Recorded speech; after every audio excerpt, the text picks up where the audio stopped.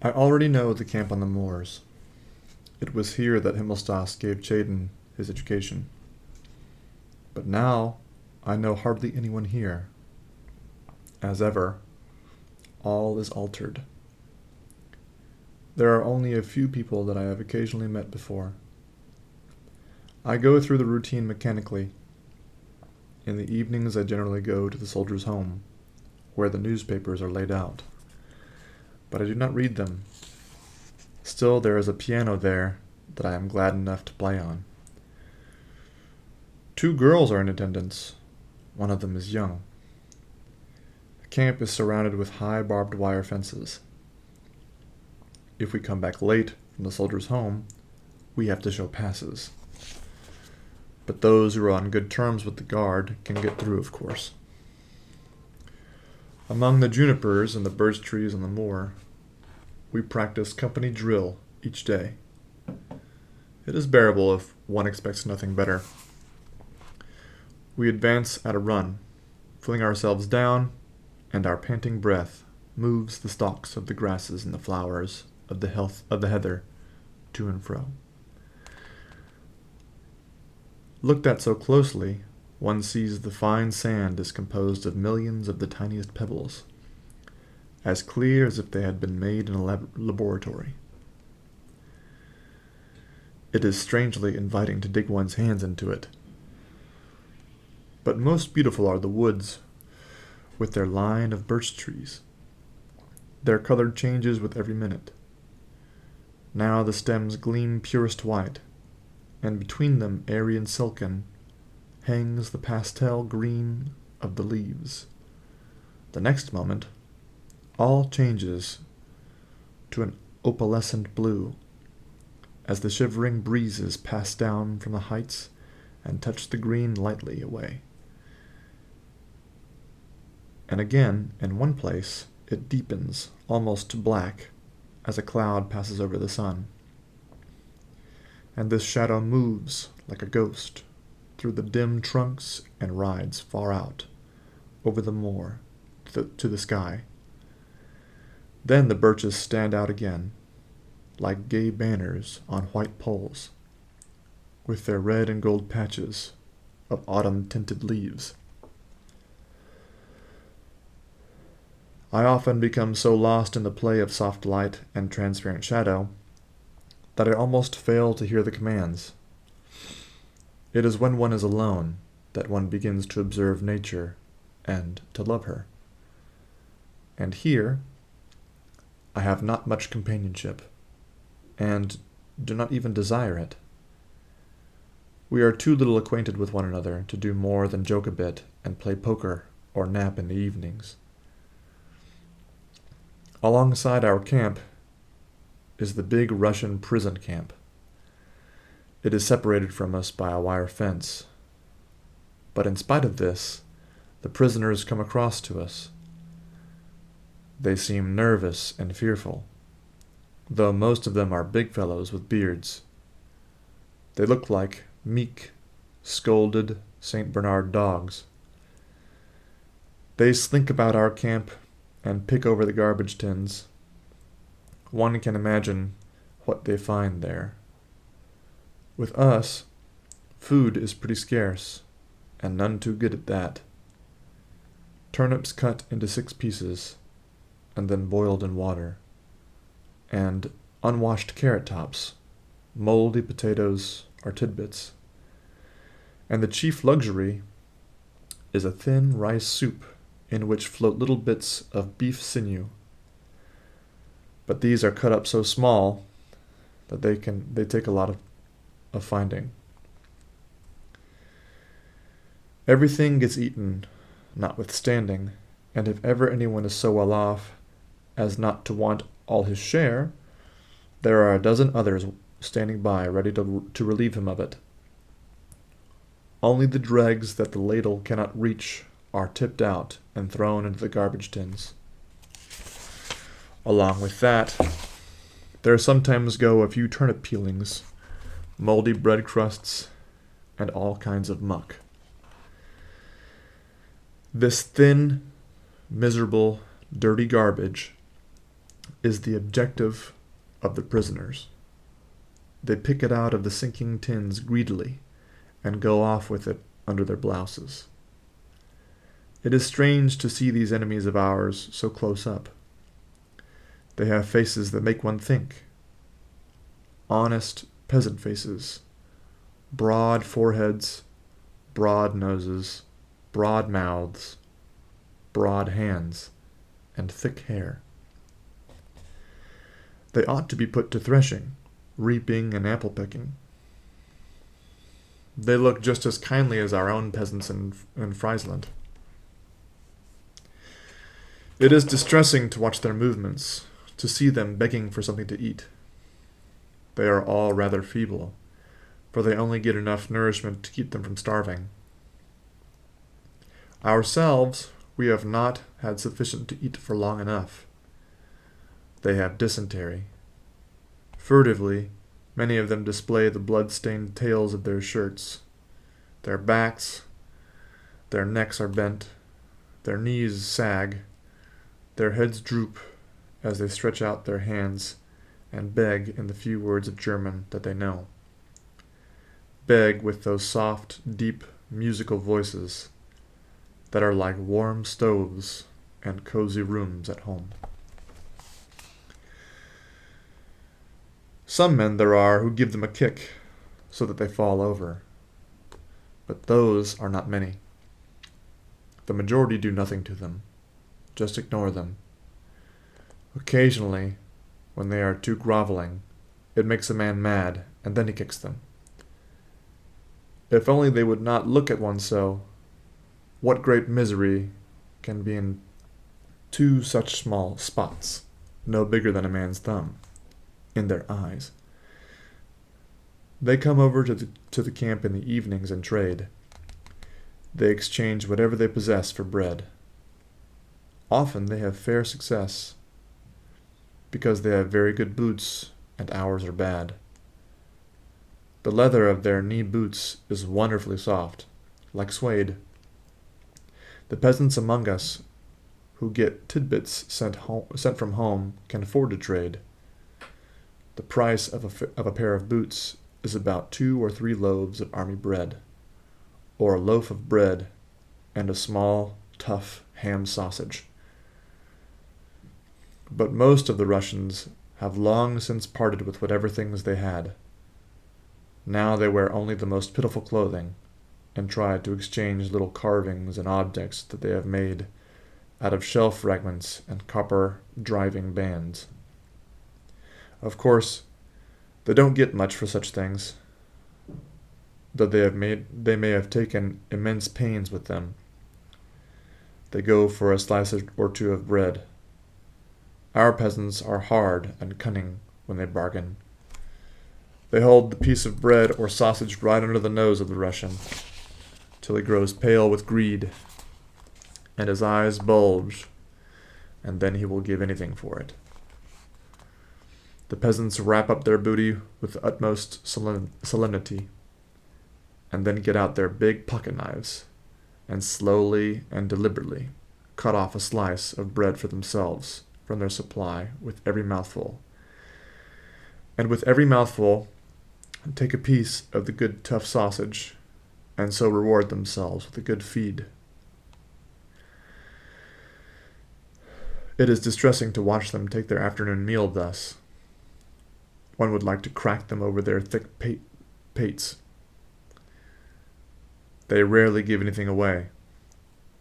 How little we understand one another. I am often on guard over the Russians.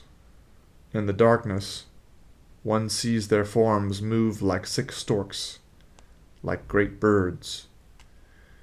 They come close up to the wire fence and lean their faces against it. Their fingers hook around the mesh. Often many stand side by side and breathe the wind that comes down from the moors and the forest. They rarely speak, and then only a few words. They are more human and more brotherly towards one another, it seems to me, than we are. But perhaps that is merely because they feel themselves to be more unfortunate than us. Anyway, the war is over so far as they are concerned. But to wait for dysentery is not much of a life either. The territorials who are in charge of them say that they were much more lively at first. They used to have intrigues among themselves, as always happens, and it would often come to blows and knives. But now they are quite apathetic and listless. Most of them do not masturbate anymore. They are so feeble, though otherwise things come to such a pass that whole huts full of them do it. They stand at the wire fence. Sometimes one goes away, and then another at once takes his place in the line. Most of them are silent. Occasionally, one begs a cigarette butt. I see their dark forms. Their beards move in the wind. I know nothing of them except that they are prisoners, and that is exactly what troubles me. Their life is obscure and guiltless. If I could know more of them, what their names are, how they live, what they are waiting for, what their burdens are, then my emotion would have an object and might become sympathy. But as it is, I perceive behind them only the suffering of the creature, the awful melancholy of life, and the pitilessness of men. A word of command has made these silent figures our enemies. A word of command might transform them into our friends. At some table, a document is signed by some persons whom none of us knows, and then for years together, that very crime on which formerly the world's condemnation and severest penalty fall becomes our highest aim. But who can draw such a distinction when he looks at these quiet men with their childlike faces and apostles' beards? Any non-commissioned officer is more of an enemy to a recruit, any schoolmaster to a pupil, than they are to us. And yet, we would shoot them again, and they at us, if they were free. I am frightened. I dare think this way no more. This way lies the abyss. It is not now the time, but I will not lose these thoughts. I will keep them, shut them away, until the war is ended. My heart beats fast.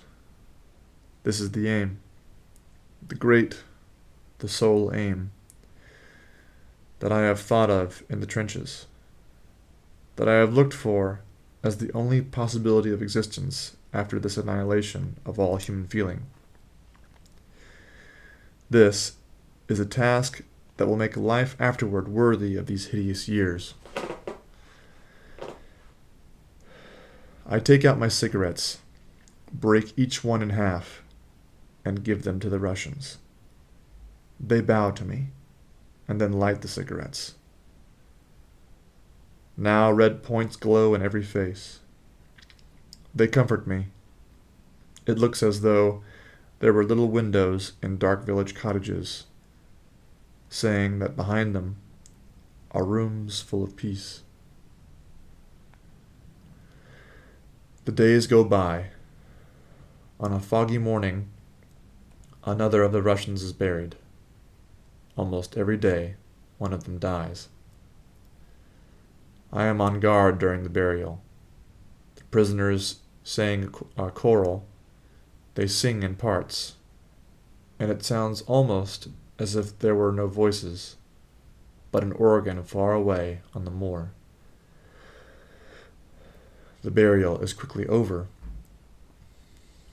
In the evening, they stand again at the wire fence, and the wind comes down to them from the beech woods.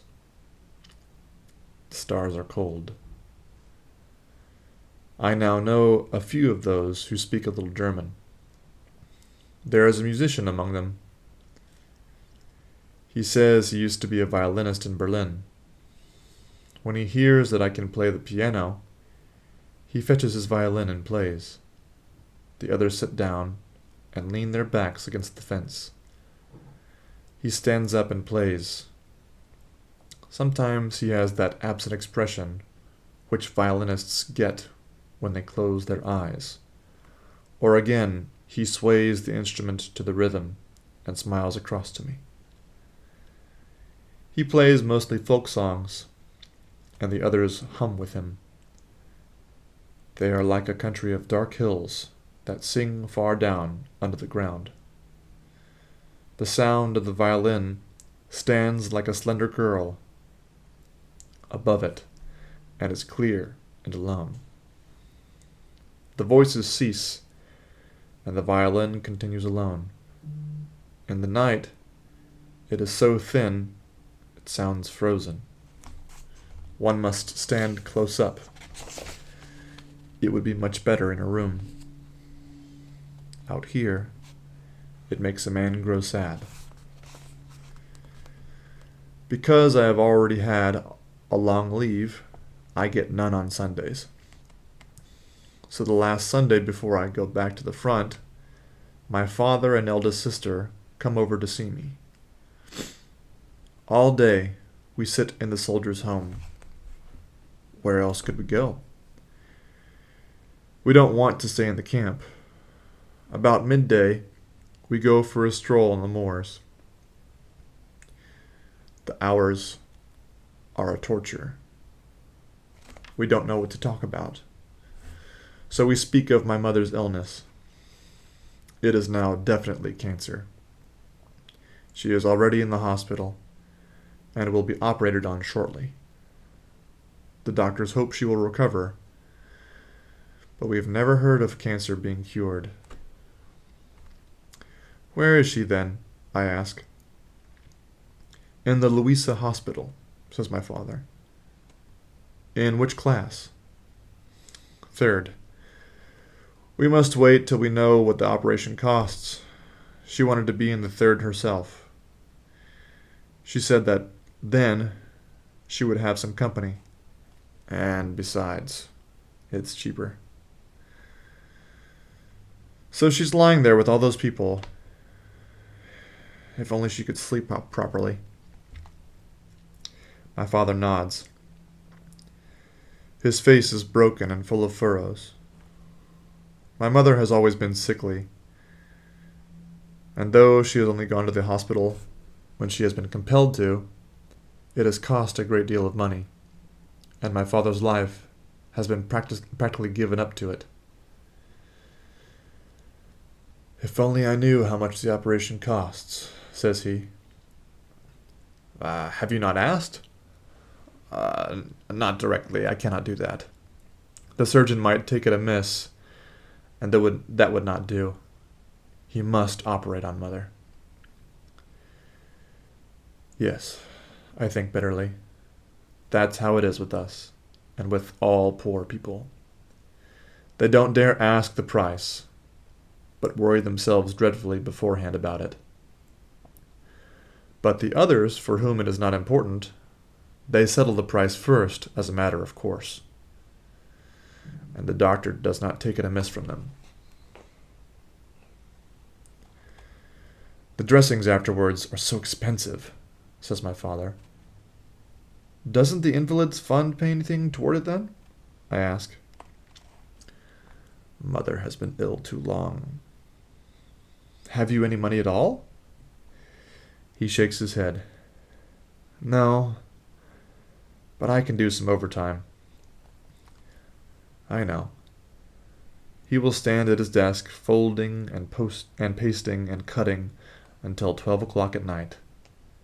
At 8 o'clock in the evening, he will eat some miserable rubbish they get in exchange for their food tickets. Then he will take a powder for his headache and work on. In order to cheer him up a bit, I tell him a few stories, soldiers' jokes and the like. about generals and sergeants major. Afterwards, I accompany them both to the railway station. They give me a pot of jam and a bag of potato cakes that my mother has made for me. Then they go off, and I return to the camp. In the evening, I spread the jam on the cakes and eat some, but I have no taste for them. So I go out to give them to the Russians. Then it occurs to me that my mother cooked them herself, and that she was probably in pain as she stood before the hot stove. I put the bag back in my pack and take only 2 cakes to the Russians.